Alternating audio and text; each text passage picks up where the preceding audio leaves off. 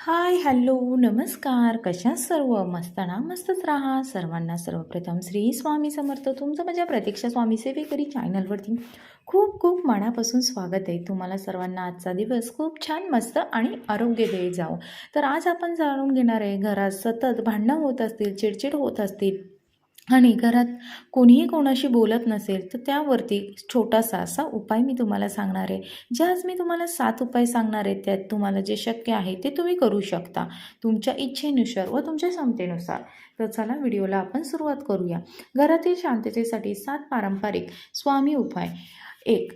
पहिला क्रमांक, ईशान्य कोपऱ्यात दिवा लावा. संध्याकाळी घराच्या ईशान्य कोपरा स्वच्छ करून तिथे दिवा दिवा देवासमोर तुपाचा दिवा लावा. दिवा लावताना 11 वेळा म्हणा, श्री स्वामी समर्थ. मनात प्रार्थना करा की घरात प्रेम, शांतता आणि सद्बुद्धी नांदू दे. टीप: दिवा सुरक्षित जागी प्रज्वलित करा. वस्तूंपासून दूर ठेवा. 2.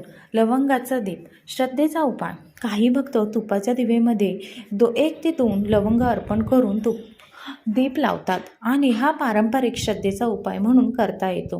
दिवा विझल्यानंतर उरलेले लवंग फेकून टाकण्याऐवजी योग्य प्रकारे बाजूला करा. आणि आपल्या घरात जी व्यक्ती जास्त चिडचिड करते किंवा कुठल्याही गोष्टीवरून भांडण निर्माण करते, त्या व्यक्तीच्या खिशात किंवा त्यांच्या जिथे ज्या जागेवर ते झोपतात त्यांच्या उशीखाली हे लवंग तुम्हाला ठेवायचे आहे. कारण की आपण त्याच्यावरची सेवा केलेली आहे. त्याच्यामुळे त्याचा उपाय तुम्हाला तशा प्रकारे करायचे. आणि औदुंबरच्या झाडाला म्हणजे आपल्या औदुंबरच्या वृक्षाला तुम्हाला 11 प्रदक्षिणा करायच्या आहे. शक्य असल्यास गुरुवारी औदुंबरच्या वृक्षाला 11 प्रदक्षिणा घाला आणि प्रत्येक प्रदक्षिणामध्ये तुम्हाला तुमच्या घरातील अडचण किंवा दुःख जे काही आहे किंवा जी व्यक्ती जास्त चिडचिड करते त्या व्यक्तीचे नाव घेऊन तुम्हाला बोलायचे आहे आणि एक एक प्रदक्षिणा तुम्हाला मारायच्या आहे.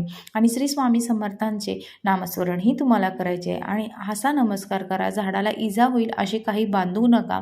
कारण की काहीही बांधण्याने काही होत नाही. तुमच्या मनातून आणि अंतःकरणापासून जे शब्द निघालेले असतात किंवा बोल निघालेले असतात तेच देवापाशी पोचले जातात.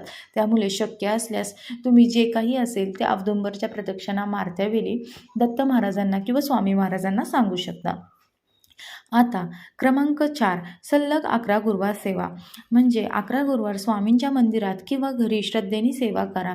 दिवा लावा, फूल अर्पण करा, स्वामींना नामस्मरण करा किंवा नमस्कार करा. शक्य असल्यास एखादा अध्याय वाचा.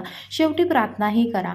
स्वामी महाराजांना सांगा की माझ्या घरातील सतत वाद निर्माण होत आहे, ती वाद निर्माण झालेले आहेत, ते वाद थंड करा आणि सगळ्यांच्या मुखात शांतता राहू द्या व सतत ही भांडणं जी होत आहे ती बोलतात ना की होऊ नये ह्यासाठी स्वामींना किंवा दत्त महाराजांना प्रार्थना करा. आणि क्रमांक 5, तूर डाळ दान करा. गुरुवारी आपल्या क्षमतेनुसार तूर डाळ किंवा धान्य गरजू व्यक्तीला दान करा. दान करताना मनात म्हणा, स्वामी महाराज माझ्या घरात अन्नपूर्णेचा कृपा, प्रेम आणि समाधान राहू द्या. दान गुपचूप आणि आपल्या क्षमतेनुसारच केले तर अधिक सुंदर. काय होते, आपण हे दान का करतो? कारण की कधी कधी काय होतं, जी व्यक्ती भांडत असते ती त्यांचं फक्त कारण म्हणून भांडत नसते. मी दर टायमालाच म्हणते की आपल्या जे भोग असतात ते भोग आपले वर खाली होत असतात. जसे ऊन असते, सावळी असते, सुख असतं, दुःख असतं, तशा प्रकारे हे आपले भोग असतात.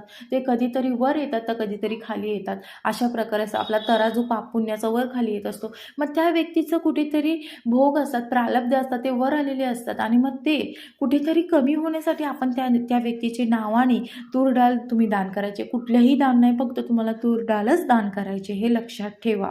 आणि हो, तूर डाळ का दान करायचे आहे? कारण की त्या व्यक्तीचे जे भोग आहेत किंवा प्रारब्ध आहेत ते वर आलेले असते, त्यामुळे ते चिडचिड करते आणि बाकीचे जे व्यक्ती असतात ते त्यांना प्रत्युत्तर देण्यासाठी तेही शब्दाला शब्द वाढतो आणि अशा प्रकारे घरात चिडचिड, वातावरण बिघडते. म्हणून त्यासाठी तुम्हाला तूर डाळच दान करायचे आहे, त्या व्यक्तीच्या नावानेच करायचे आहे. आणि वस्त्रदान गरजू म्हणजे क्रमांक 6, वस्त्रदान. गरजू व्यक्तीला स्वच्छ वापरण्यायोग्य कपडे दान करा. ह्यासाठी महागडे व नवीन कपडे घेणे आवश्यक नाही. आपल्या क्षमतेनुसार दान करा. कधी-कधी काय होते, आपल्या घरी असे कपडेही असतात जे आपण कधी-कधी नाही घालत, की नाही हे मला आता नाही घालायचे. मग असे वस्त्र द्या, की जे कोणीतरी घालू शकतात. मलकट किंवा फाटलेले असे वस्त्र कोणालाही दान करू नका. त्या दानाचा काही उपयोग होत नाही. असे वस्त्र द्या, की ज्यांनी कोणाला तरी ते घालू शकतात, परिधान करू शकतात. असे वस्त्र त्यांना दान करा. दान केल्याने आपले जे दोष असतात ते लयाला जातात आणि आपल्या पुण्याचा साठा वर येतो. त्या व्यक्तीच्या नावाने तुम्हाला दान करायचे. जी व्यक्ती जास्त चिडचिड घरात करते, जी व्यक्ती स्वतःहून भांडणं काहीतरी काढते, त्या व्यक्तीच्या नावाने तुम्हाला वस्त्रदान करायचं आहे. आणि 7वा क्रमांक स्वामींच्या चरणी घरासाठी संकल्प करायचा आहे. गुरुवारी स्वामींसमोर हात जोडून बोला किंवा तुम्ही मठात किंवा केंद्रात जाऊनही तुम्ही बोलू शकता.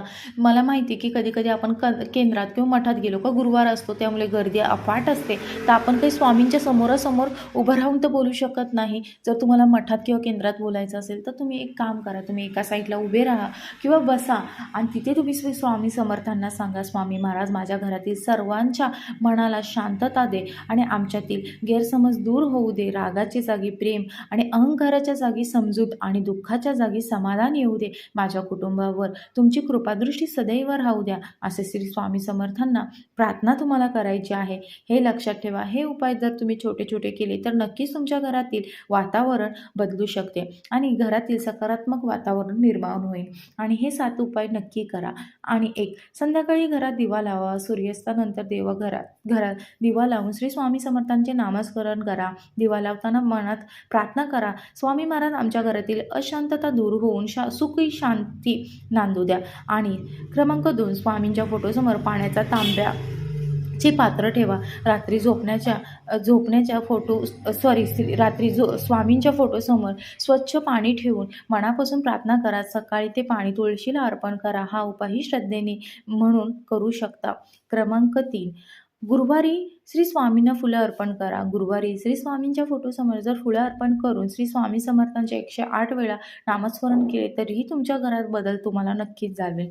क्रमांक 4 घरात रोज श्री स्वामींचे नामस्मरण ऐवजी करावे किंवा ऐकावे. सकाळी किंवा संध्याकाळी काही मिनिटे श्री स्वामी समर्थांचे नामस्मरण करा किंवा ऐका. घरातील वातावरण शांत ठेवण्याचा हा एक सुंदर भक्तिमय मार्ग आहे. आणि क्रमांक 5 घरात भांडणं सुरू झाले तर लगेच प्रत्युत्तर देऊ नका. काही क्षण शांत राहा आणि मनात म्हणा, श्री स्वामी समर्थ मला शांत राहण्याची बुद्धी द्या. कारण कधी कधी घरातील शांतता एखाद्या मोठ्या उपायाने नाही तर आपल्या एका शांत शब्दानेही टिकून राहते. हा व्हिडिओ तुम्हाला नक्की आवडला असेल तर नक्की कमेंटमध्ये श्री स्वामी समर्थ लिहायला विसरू नका. स्वामी भक्तांनो, हा उपाय अंधश्रद्धा म्हणून नाही तर श्रद्धा, सकारात्मक आणि मन शांतीसाठी करा. स्वामींच्या चरणी विश्वास ठेवा आणि आपल्या घरातील माणसांशी प्रेमाने वागण्याचा प्रयत्न करा. कारण जिथे प्रेम, संयम आणि स्वामींचे नाम असते तिथे घरातील वातावरण नक्कीच अधिक प्रसन्न होते. आणि हो, तुम्हाला माझा व्हिडिओ आवडला असेल तर नक्की लाईक करा आणि कमेंटमध्ये श्री स्वामी समर्थ लिहायला विसरू नका. पुन्हा एकदा म्हणते, श्री स्वामी समर्थ. जय जय स्वामी समर्थ.